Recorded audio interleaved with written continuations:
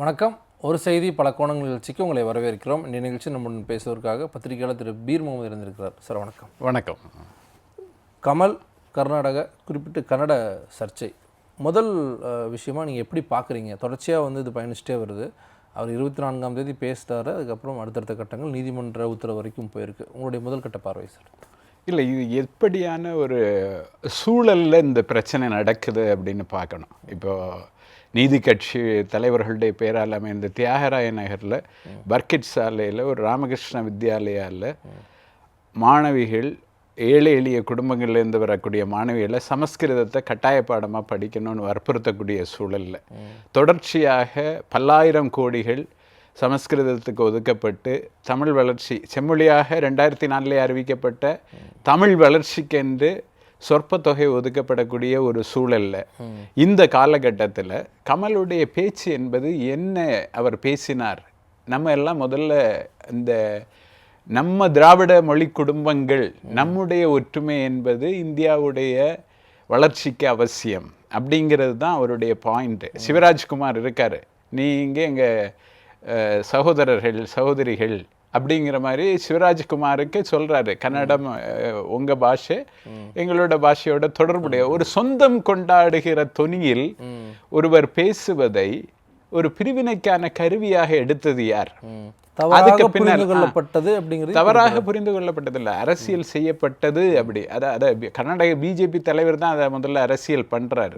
அப்போ இந்த அரசியல் என்பது எங்கிருந்து அந்த பிரிவினை அரசியல் அல்லது பிளவு, ஒருத்தர் சொந்தம் பத்தி பேசுறாரு, நீங்க அதை பிளவுக்கான ஒரு சொல்லாடலாம் அதை திரிப்பது, அதை டிஸ்டார்ட் பண்ணுவது, அதை வேறு விதமாக மாற்றி பேசுவது என்பது உங்களுடைய பிளவுவாத அரசியலில் இருந்து இது ஒரு முக்கியமான ஒரு 1856 திராவிட மொழிகளின் ஒப்பிலக்கணம் எழுதப்பட்ட போது தான் தெரியும். அதாவது இது இத்தனை மொழிகளுக்குள்ள ஒரு 9 திராவிட மொழிகளுக்குள்ள ஒரு தொடர்பு இருக்கு அப்படிங்கிற விஷயம். அதில் தமிழுக்கு ஒரு தலையாய பங்கு இருக்குங்கிறத ராபர்ட் கால்டுவெல் சொல்றாரு.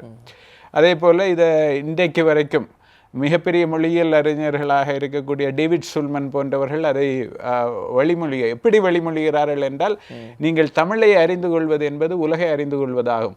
தமிழை நீங்கள் அறிய வேண்டும் என்றால் உலக மொழிகளை ரெண்டு பக்கம் இருந்தும் அவர் அதை சொல்றாரு. அப்போ நீங்கள் உலக மொழிகளில் தமிழின் தாக்கம் கொரிய மொழியாக இருக்கட்டும், இல்லை அரபி மொழியாக இருக்கட்டும், இல்லை பிரெஞ்சு மொழியாக இருக்கட்டும், இல்லை ஜெர்மன் மொழியாக இருக்கட்டும், இந்த ஆங்கில மொழியாக இருக்கட்டும், அதில் தமிழின் தாக்கம் என்னவாக இருக்கிறது? இல்லை கன்னட மொழியை நீங்க அறிவதும், எனக்கு கன்னட மொழி அறியாதவரா கமல்ஹாசன்? இல்லை தெலுங்கு மொழி அறியாதவரா கமல்ஹாசன்? மலையாளம் பேசக்கூடியவர் தானே கமல்ஹாசன்? அவர் என்ன சொல்றாரு அந்த விளக்கம் கொடுக்கும் போது கூட என்ன சொல்றாரு?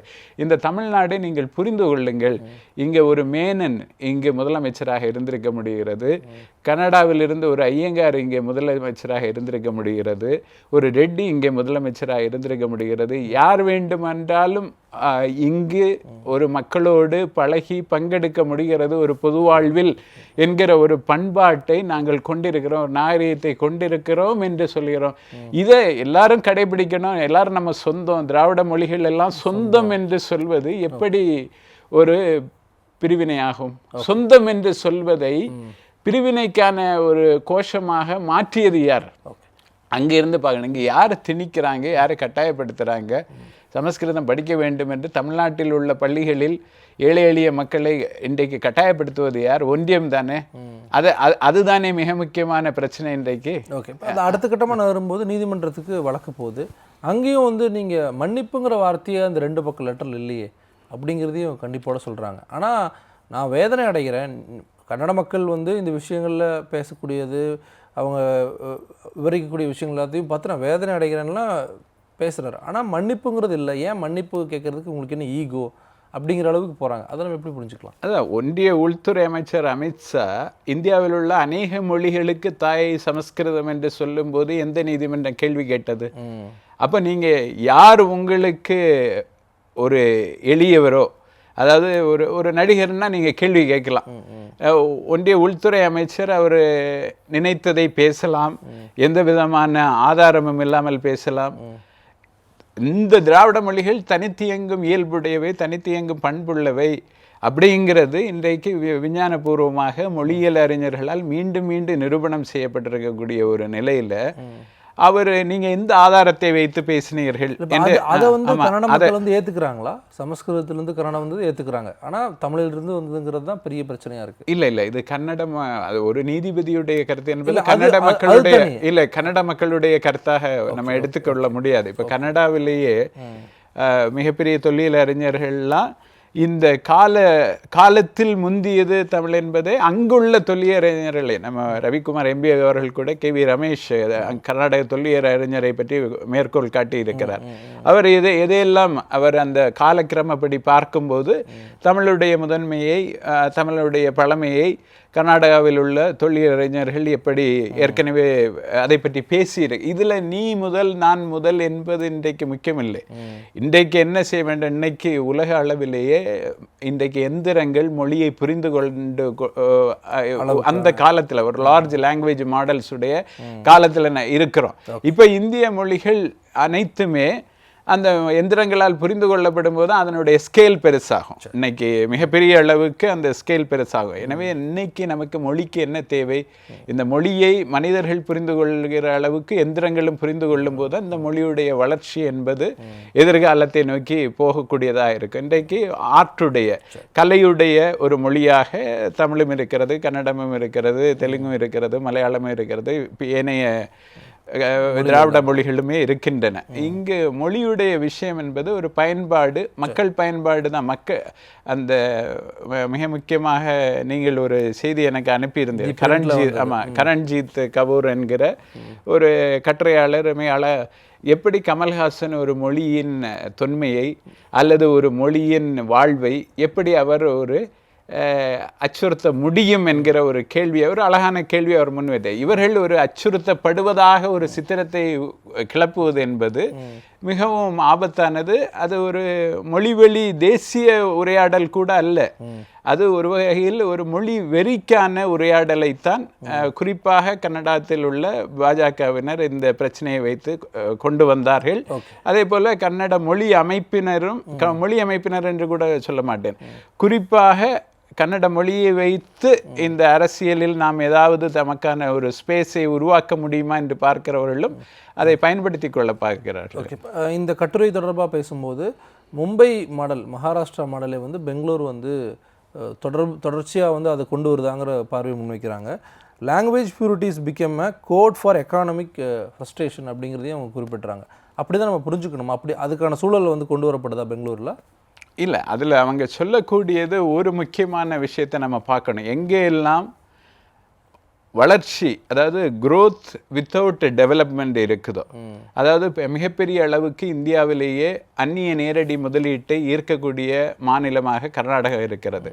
அங்கே அந்த முதலீடு அளவுக்கு வேலைவாய்ப்புகள் வராத போது என்ன ஆகும்னா அவங்க சொல்லக்கூடிய அந்த ஜாப்லெஸ்னஸ், அதனால மாநில மக்களுக்கு வேலை வாய்ப்பு. ஆமாம், இப்போ நம்ம தமிழ்நாட்டிலே நீங்கள் ஒரு எடுத்துக்காட்டு எடுத்தால் 90களின் கடைசியில் வந்த தென் மாவட்ட கலவரங்களுக்கு முக்கியமாக ரத்னவேல் பாண்டியன் நீதியரசர் என்ன சொன்னார், முக்கியமாக வேலையின்மை அந்த காலத்தில் இருந்த காரணத்தினால்தான் இவர்கள் ஜாதி போன்ற நேரோ இஷ்யூஸுக்கு போகிறாங்க அப்படின்னு. இப்போ மொழி சார்ந்து இங்கு கிளப்பப்படக்கூடிய அந்த வெறியுமே கன்னடத்தில் அதற்கு ஒரு இடம் இருக்கிறது என்பதை தான் கரண்ஜீத் கவுர் சுட்டி காட்டுறாங்க. என்ன இடம் என்றால், நீங்கள் ஒரு பக்கம் டெவலப்மெண்ட், லாப்சைடட் டெவலப்மெண்ட்னு சொல்லுவாங்க, இன்னொரு பக்கம் வேலையின்மை, அது போன்ற பிரச்சனைகள் வரும்போது இந்த அமைப்புகள்லாம், இந்த மொழி வெறி ஊட்டக்கூடிய அமைப்புகள்லாம் இந்த இளைஞர்களை இதை நோக்கி திருப்புவது, போஸ்டர் கிளி, தியேட்டர் அடி இப்படிங்கிற அளவுக்கு அவர்களுடைய மடைமாற்றுவது என்பது, ஒரு வெறியூட்டி அவர்களை மடைமாற்றுவது என்பது, இதை தான் பிஜேபியுடைய அரசியலாக மொத்த அரசியலுமே அப்படி தான் இருந்து கொண்டிருக்கிறது. இப்போ பிஜேபியுடைய இதை வைத்து அரசியல் செய்வதும் கூட நாங்கள் கன்னடத்துக்காக நிற்கிறோம் என்று இளைஞர்களை மடைமாற்றுவதான ஒரு முயற்சியாகத்தான் பார்க்க வேண்டும். ஆனால் சொந்தத்தை பற்றி நமக்கிடையே அமைய வேண்டிய ஒற்றுமையை பற்றி தான் கமல்ஹாசன் பேசினார் என்பது அந்த நிகழ்ச்சியை கேட்ட, அந்த வீடியோவை கேட்ட யாருமே புரிந்து கொள்ள முடியும். சிவராஜ்குமாரும் அதை பற்றி பேசும்போது இதை நாங்கள் ஆர்ட்டுக்காக பேசினோம், ஆர்ட்டை பற்றி, ஆர்ட்டுடைய ஒற்றுமையை பற்றி பேசணும், ஆனால் கன்னடம் என்னுடைய தாய்மொழி, ஆனால் கன்னடத்துக்காக நான் உயிரையும் கொடுப்பேன்னு ஏற்கனவே சொல்லியிருக்கேன், கன்னடம் தான் என்னுடைய தாய்மொழி அப்படிங்கிற ஒரு விளக்கம் கொடுத்துருக்காரு. அவர் தான் அன்னைக்கு அந்த நிகழ்ச்சியில் முன்னாடி உட்காரு, அவரை நோக்கி தான் கமல்ஹாசன் பேசுகிறாரு.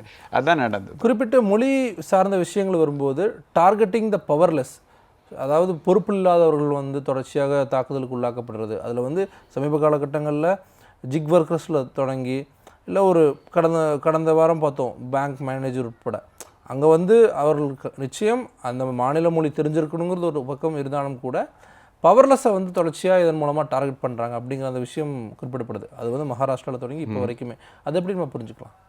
இல்லை மொத்தமாக இந்த ஏன்னா 90s வந்து சிவசேனா தமிழர்களை எந்த அளவுக்கு மகாராஷ்டிராவில் இது பண்ணாங்களோ அதே மாதிரியான ஒரு டோன் பெங்களூரில் வருதாங்கிற கேள்வி வந்துடுது. ஆமாம், நம்ம ஒன்று நம்ம ராகுல் காந்தி சொல்வது மாதிரி ஒரு லவ், பாலிடிக்ஸ் ஆஃப் லவ், இன்னொன்று பாலிடிக்ஸ் ஆஃப் ஹேட்ரட். அவர் சொன்னார் இல்லையா, நஃபரத் கி பஜார்மே முஹபத் கி துக்கான் அப்படின்னு சொன்னார் இல்லையா, அந்த விஷயந்தான். நீங்கள் உங்களுக்கு இமேஜினேஷன் போதுமாக இருந்தால் நீங்கள் ஒரு லார்ஜர் பாப்புலேஷனை மொபிலைஸ் பண்ணி ஒட்டுமொத்த இந்தியாவுக்குமான அரசியலை நீங்கள் செய்ய முடியும்.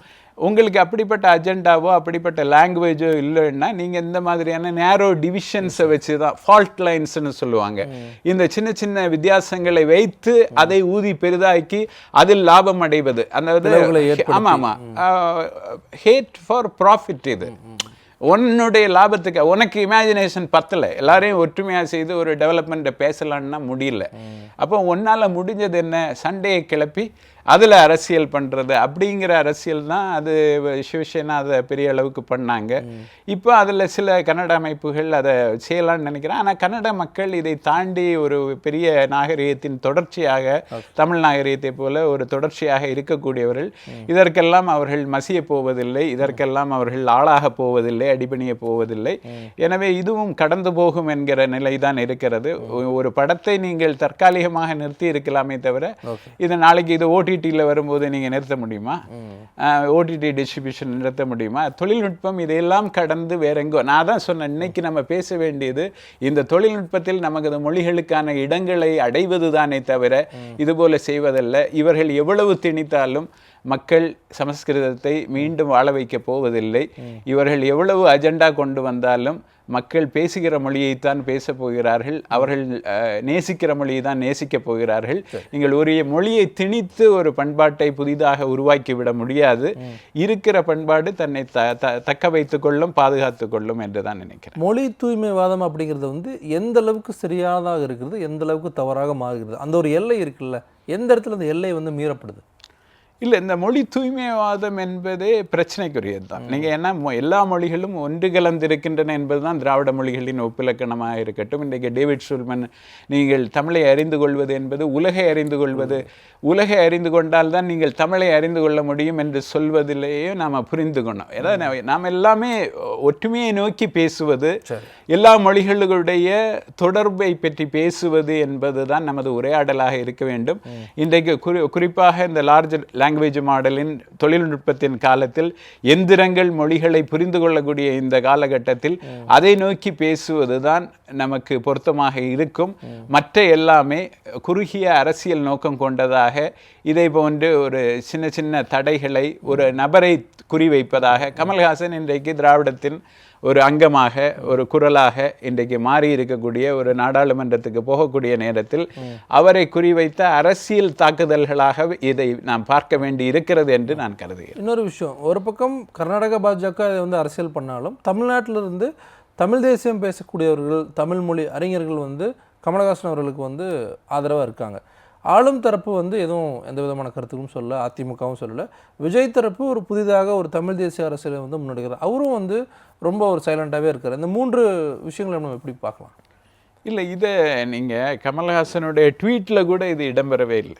நீங்கள் கமல்ஹாசனை எவ்வளோ பகல்காம் பற்றி, அதுக்கு பிறகு இந்திய படைகளுக்கு ஆதரவு, இது எல்லாம் கொடுத்துட்டு அதுக்கு பிறகு நடிகர் ராஜேஷ் மறைவு பற்றி அவரே இதை ஒரு பெரிய பொருட்டாக நினைக்கல அப்படின்னு தான் நினைக்கிறேன். இது ஒரு ஃப்ரிஞ்ச் இஷ்யூ, ஒரு ஃப்ரிஞ்ச் இஷ்யூவாகத்தான் இது. அதாவது இது திராவிட முன்னேற்ற கழகமோ அல்லது அண்ணா திராவிட முன்னேற்ற கழகமோ அல்லது மற்றவர்களோ இதில் தலையிட்டு கருத்து சொல்ல வேண்டும் என்றால் அது ஒரு பெரிய ஒரு சர்ச்சையாக, ஒரு பெரிய பேசு பொருளாக அது ஆகவில்லை. இது சில ஃப்ரிஞ்ச் அமைப்புகள். ஆனால் விஜய் அவர்களை வந்து இது பண்ணுறாங்க. ஒரு புதிய கட்சி தொடங்கியிருக்கீங்க, தமிழ் தேசியம்னு சொல்கிறீங்க, ஆனால் வந்து ஏன் பேசலை அப்படிங்கிற அந்த மிக முக்கியமான கேள்வி எழுப்பப்படுது. மற்ற கட்சிகளை தாண்டி இவருக்கான கேள்வி, ஒரு நடிகராக இருக்காரு, ஒரு சப்போர்ட் பண்ணணும், கடந்த காலங்களில் விஜய் அவர்களுக்கு சப்போர்ட் பண்ணியிருக்காரு. ஸோ அதனால அந்த இல்லை கேள்வி இல்லை வைக்கிறேன். இப்போ தமிழக வெற்றி கழகத்தை பொறுத்த வரைக்கும் அவங்க மிக தெளிவாக கமல்ஹாசனுக்கு எதிரான ஒரு நிலைப்பாட்டில் இருக்கிறார்கள். அரசியல் ரீதியாக அவர் அறிவாலயத்திலே கலந்து ஐக்கியமாகி விட்டார் என்றெல்லாம் அவர்கள் ஏற்கனவே விமர்சனங்களை வைத்திரு. இந்த நேரத்தில் விஜய் அவர்களிடமிருந்து கமல்ஹாசனுக்கு ஆதரவு வரும் என்று எதிர்பார்ப்பது நாம் புரிந்து கொள்ளக்கூடிய, அதாவது நம்ம அவர் ஏன் அன்னைக்கு ஒளிப்படியாக ஆதரிக்கல அப்படிங்கிறது புரிந்து கொள்ளக்கூடியதாக இருக்கிறது. என்றால் இன்றைக்கு திராவிட முன்னேற்ற கழகத்துடைய ஆதரவில் இவர் நாடாளுமன்றத்தின் உறுப்பினராக கூடிய ஒரு நிலையில் பிஜேபி, கர்நாடக பிஜேபி அவரை டார்கெட் பண்ணது. இவர் ஒரு வாய்ஸாக இருப்பார், ஒரு சவுத் இந்தியன் ஃபேஸாக நாடாளுமன்றத்துக்கு போகும்போது இருப்பார். மிகப்பெரிய ஒரு கலை வளம் இவரிடம் இருக்கிறது, ஒரு கலை முகமாக இருக்கிறார் என்கிற ஒரு இடத்திலிருந்து அவரை வலதுசாரிகள் டார்கெட் செய்கிறார்கள் என்பது புரிந்து கொள்ள முடிகிறது. இந்த நேரத்தில் தனக்கு ஒரு எதிர்நிலையில் இருப்பதாக விஜய் கருதுவதால் இந்த வெளிப்படையாக ஆதரவை தெரிவிக்கவில்லை என்று நாம் புரிந்து கொள்ள முடியும். ஓகே சார், பார்க்கலாம் எப்படி அடுத்த கட்டமாக இந்த விஷயம் நடந்து போக போகுது.